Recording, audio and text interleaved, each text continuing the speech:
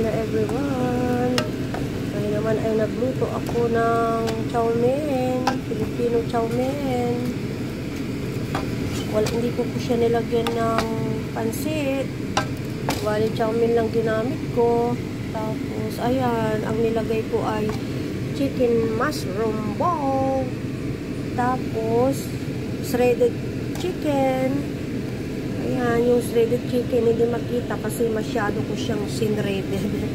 Saka yung mga gulay niya, mga carrots. Tapos, celery at iba pang gulay ang inilagay ko. Ayan po.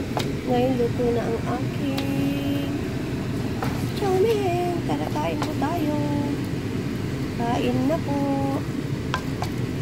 Habang mainit-init pa.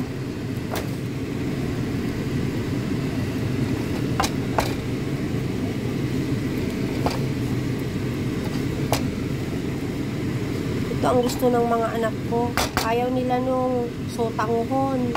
Gusto nila ay ganito, yung chow mein mismo. Ayaw nila ng yung kahit yung bihon, pansit bihon.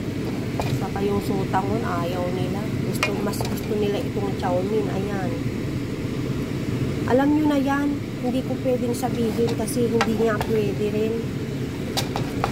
Yung pangalan nito sa atin sa Filipino chow mein yan, oh.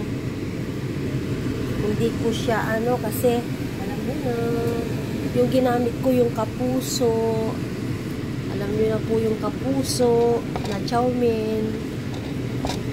Okay, thank you so much guys.